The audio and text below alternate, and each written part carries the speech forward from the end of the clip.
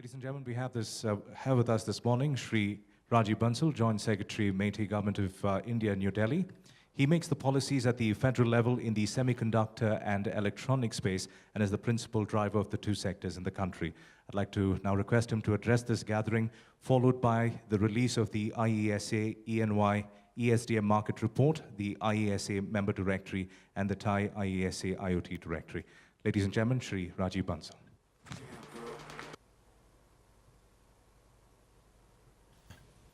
Good morning. Namaste. Mr. Krishnamurthy, Chairman of ISA, Mr. Ravi Guru Raj, Mr. Ashwini Agarwal, distinguished members of ISA who are here with us, very distinguished invitees who have taken the trouble to join us from various international delegations. It's a pleasure to welcome you to this meeting, to this Vision Summit, as well as to our country. Thank you so much for inviting me here and giving me this opportunity to be with you this morning and to share with you some of my thoughts. In fact, I must begin by putting on record that ISA and the Government of India, and represented by my ministry, the Ministry of Electronics and IT, have been partners for long. The last year, in fact, our bonding and our partnership has grown, and we have been able to successfully launch some projects together. Last year we were able to launch the Electropreneur Park, which has come a long way, and we are seeing very good traction on that park. It's an incubator which has been set up in New Delhi with the help of industry, the academia, and is housed in the Delhi University. We also have several new projects and partnerships with ISA in the pipeline, and hopefully in the next financial year, we should see them getting inaugurated. What I will try to do over the next 10, 15, 20 minutes is try to share with you what we are planning to do in the Government of India, in the Ministry of Electronics and IT. I'll try and share with you what are the policies, programs, and projects that we have at hand. Try and share with you where we stand, where we want to go, and how do we want to go where we want to go. So where is it that we stand today? And as was mentioned by the opening speaker, the Chairman ISA, we are today an electronic industry which has a total consumption and a demand of roughly about $80 billion. Broadly, half of it today we are meeting from imports and half of it from domestic production. We have an ambitious target. We have been talking in our national policy on electronics to reach a target of $400 billion by 2020. Seems a distant dream as of now.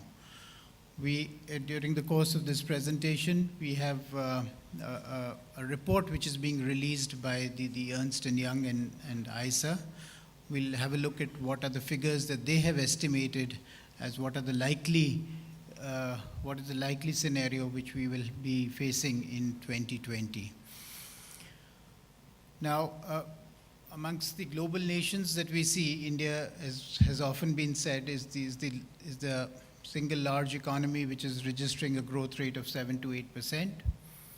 The growth in electronics is somewhat double of the growth rate that we see in our GDP. It's about 16 to 17%. With that growth rate, we should be able to reach our 400 billion target, if not in 2020, but maybe by 2022.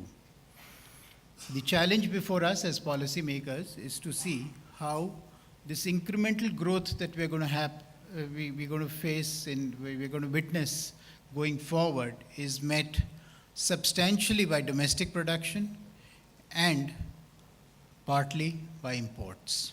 Our policy on the national policy on electronics talks of a net zero import.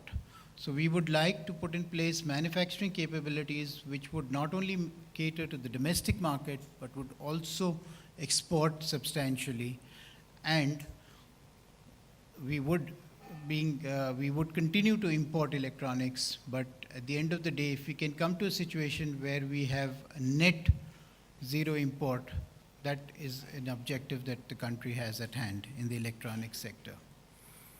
Over the last 2-3 years, what are the growth sectors which we have seen?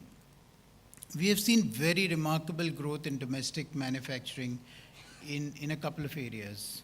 First and foremost is the manufacturing of mobile phones. A second area is LED TVs, LED televisions. A third area is LED bulbs. These are three growth areas which really stand out. In mobile phones, we have seen the number of mobile phones manufactured in India has grown from 60 million in 2014-15 to 110 million in 2015-16 to about 170 million this year in 2016-17. An interesting feature of this growth has been that we have about 1,000 million phones in this country. Roughly 1/3 of the phones today are smartphones, and 2/3 of the phones which are held by people are feature phones. And as Mr. Ravi Guru Raj said, he was quoting one of the prominent industrialists of India saying that going forward, he sees that every person in India will have a handheld device, a palm device. And so today, almost everybody does have a handheld device, but it's not a smartphone, it's a feature phone. Going forward, we see that by 2020, this 1/3, 2/3 ratio, 1/3 smartphones, 2/3 feature phones is going to reverse. And we'll probably have 2/3 of the people having smartphones and 1/3 of the persons having feature phones. We see that happening because today, if we analyze the sales of smartphones and feature phones, roughly, if we look at the sales happening today, 50% of phones sold today are smartphones and 50% are feature phones. And hence, by 2020, we can see this reversal from smartphones to feature phones and feature phones to smartphones happening. This huge incremental demand and growth has brought down the cost of smartphones, and today we are seeing smartphones being available in the price range of about 3,000 rupees to 4,000 rupees, which is about 50 to 60 US dollars at the lower end of the spectrum, and also phones at about $1,200 at the upper end of the spectrum. So obviously the market is segmentized, and there is a lot of growth happening at the lower end of the spectrum that we see.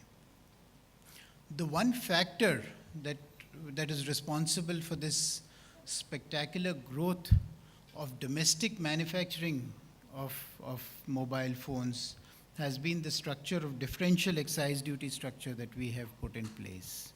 For the benefit of the international audience, a differential excise duty structure is a tax structure which incentivizes manufacturers to assemble or manufacture in India and disincentivizes the import of the finished goods. Along with the differential excise structure, there is also in place a phased manufacturing program. And the whole idea was that we cannot get into the entire manufacturing ecosystem in one go or in one shot, but we try to build up this ecosystem gradually over a period of 4 years and put in place a differential tax structure which gradually moves from assembly to value addition in terms of low technology items such as chargers or batteries or headsets or microphones, to sub-assemblies and the die-cut parts and the sub-assemblies, and thereafter, and the last stage, we gradually move into the components. That is what was the idea behind putting in place a differential excise duty structure as well as a phased manufacturing program. We feel that this initiative of the government, of our ministry, has had positive effects, and that is why we are seeing this traction in the mobile manufacturing space.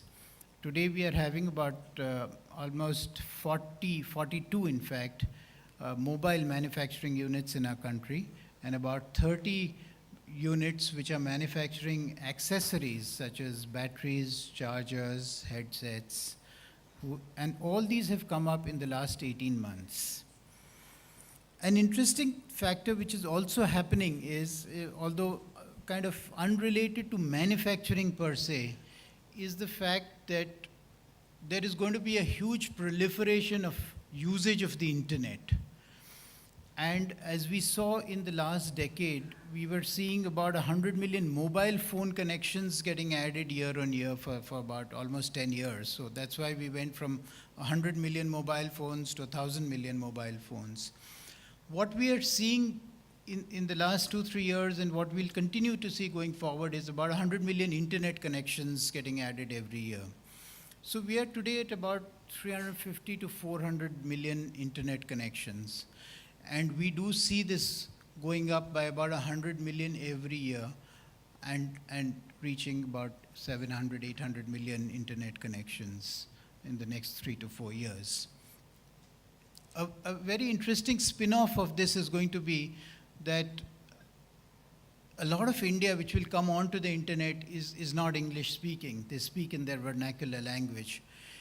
And we in the ministry are working with ICANN, the International Corporation for Assigned Names and Numbers, to put in place rule sets within the internet which will be able to recognize our 22 constitutionally recognized languages in which we write in 15 scripts.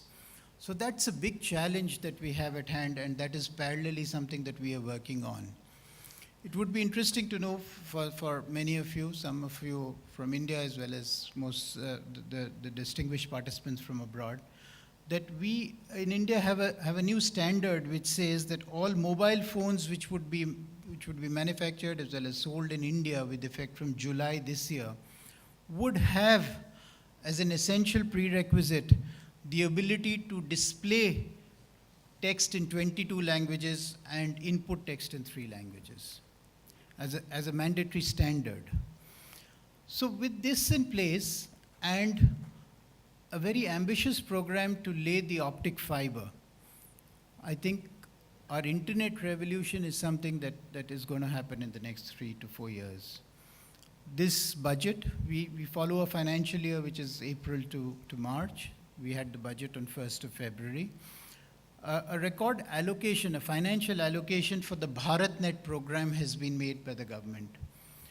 And the intention is to spread the national optic fiber network to 250,000 villages. So we have 6 lakh villages, 600,000 villages in our country. The idea is to spread the internet to 250, to lay the optic fiber to make available the internet to 250,000 villages by 2018 end, which is just 2 years. I think the proliferation of internet will itself create a huge demand for handheld devices, obviously, as well as for electronic devices.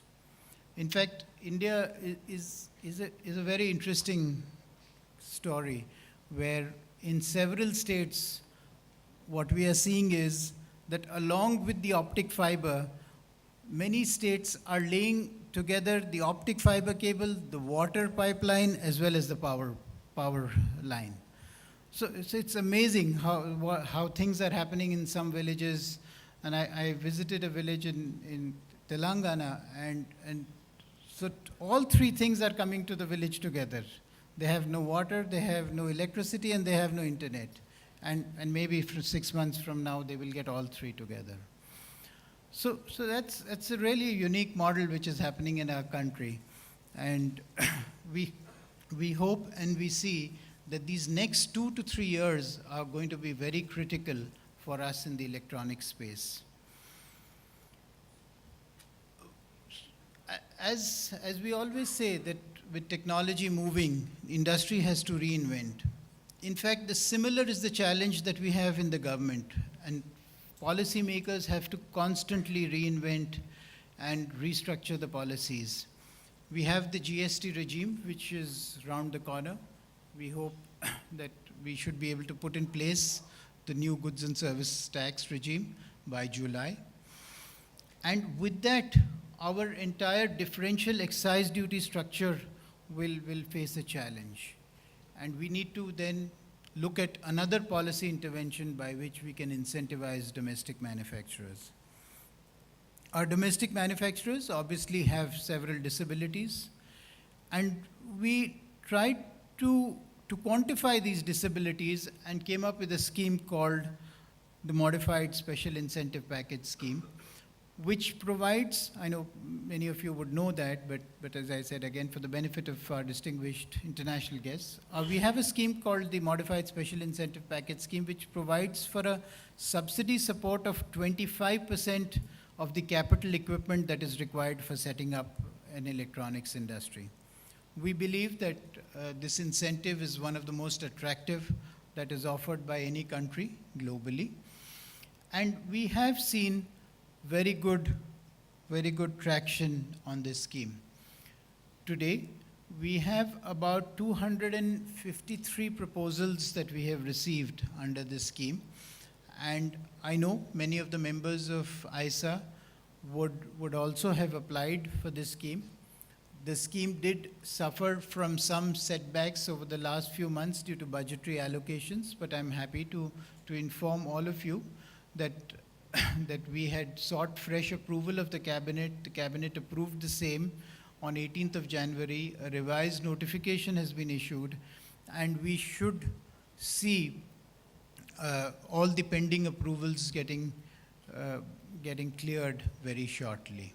So that should come as a shot in the arm for our domestic manufacturers who have been seeking to avail of the MSIPS program. We have a program for building electronics manufacturing clusters.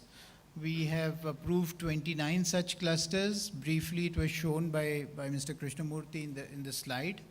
We are partnering with ISA to set up some of these clusters.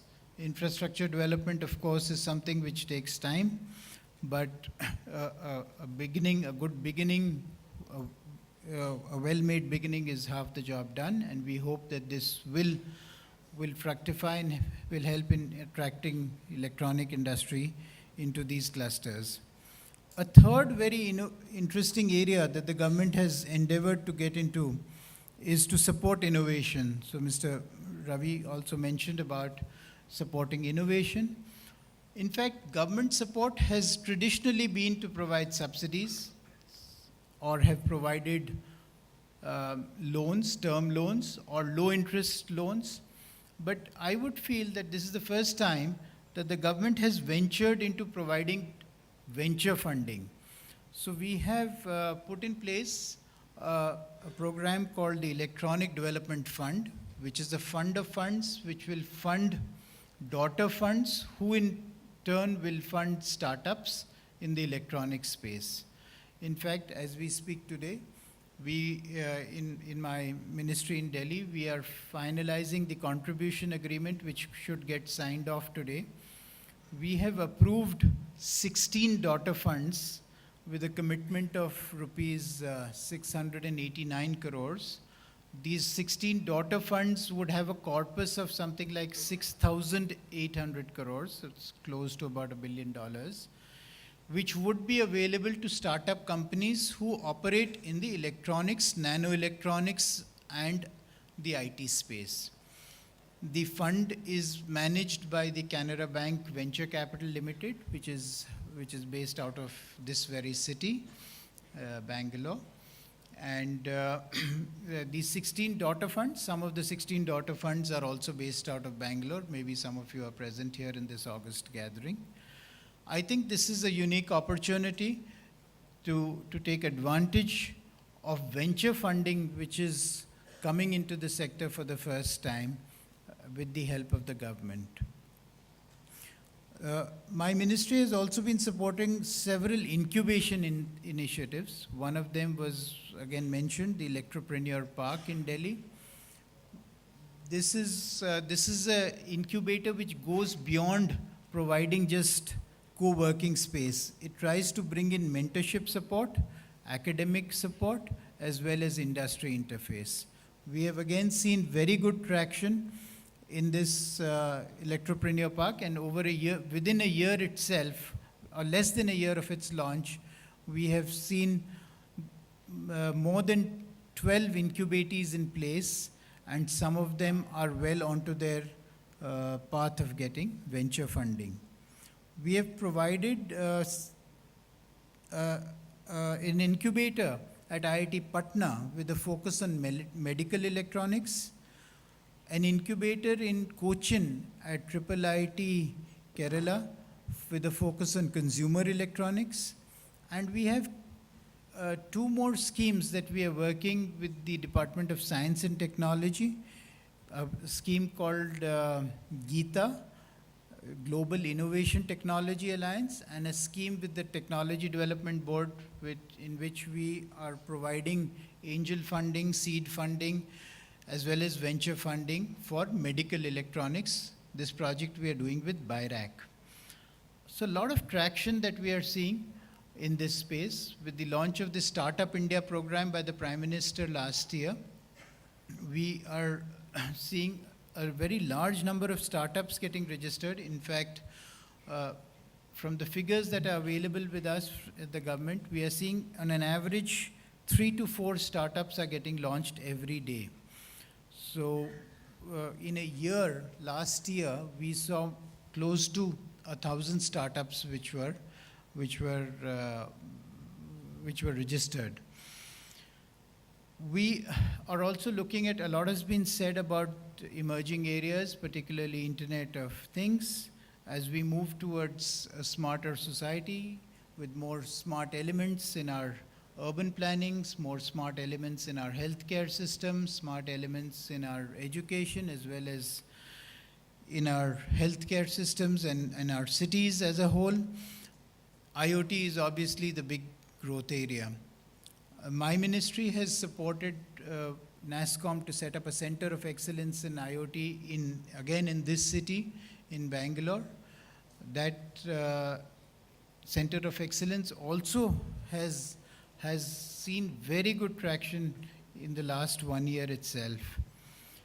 In some of the more emerging areas, we have a center of excellence for flexible electronics with IIT Kanpur, a center of excellence for technology for internal security with IIT Bombay, and a Sense lab with Indian Institute of Science in Bangalore. So a lot of action actually happening in Bangalore itself, whether it is with the NASSCOM or Indian Institute of Science. To that extent, in fact, Bangalore is fortunate to be strong in both the hardware side as well as the software side, and brings together both the critical elements of the ICT sector. A big challenge, ISA of course stands for the Semiconductor Association. The big challenge before our country continues to be the issue of putting in place a fabrication unit, a semiconductor fab unit. This has been a priority for the government, but somehow our efforts have not yielded much results. As many of you know, we have been trying to support setting up a silicon semiconductor fab unit. We had a global expression of interest. We had two consortiums who were shortlisted. One of the consortiums has since withdrawn. Discussions are continuing with the second consortium, but we are not very sure whether we would be able to conclude that in the near future. Parallelly, we are seeing interest from one of the big business houses in India to set up an LCD fab in India. And they would be seeking support under our MSIPS program for this initiative. Another business house has plans to set up a solar fab in Gujarat. That is a project which has already started. We are working with the Indian Institute of Science to look at setting up a gallium nitride fab. That is something that we are working on. We have not seen much traction from anybody in setting up any memory fab as of now. So these are some of the initiatives that the ministry has been trying with a degree of result, but not we have not been able to achieve the results that we have been able, we really wish that could have happened. Along with the desire to put in place a fab, a semiconductor fab, we have been trying to focus also on fabless, support to fabless design. We believe that almost every fabless company globally is present in India, and probably they're all here in Bangalore. A rough estimate would indicate that there must be easily about 20,000 design engineers who are working out of Bangalore itself. So obviously, trained manpower is adequate. All these design houses based out of Bangalore or elsewhere are international companies, and the patents don't reside in India. So we have been trying to support from our ministry, incubating support for fabless design. We have funded a project with IIT Hyderabad just about 3 months back to put in place labs which would make available EDA tools as well as other requirements for design, put in place a design infrastructure for startups. And we hope that we should be able to get about 50 startups from this initiative at IIT Hyderabad. So we also plan, and Mr. Krishnamurthy was with us a few weeks back, and they are also considering whether they can put in place an incubator which would focus on design. Along with that, we are also working with ISA to put in place centers of excellence which have a focus on IoT. Having said that, the government has obviously a very strong emphasis on digital India, and the Prime Minister himself is extremely personally committed to the digital India revolution. A lot of initiatives that he has taken are supportive of the digital India revolution. Electronics manufacturing is in fact one component of the larger digital India revolution that we want to put in place. And the penetration of the internet, whether it is the laying of the broadband connection, the availability of smartphones, the availability of incubation support, these are all bits and pieces that fit into our larger digital India vision. We are extremely happy that to welcome investment in any of our digital India initiatives.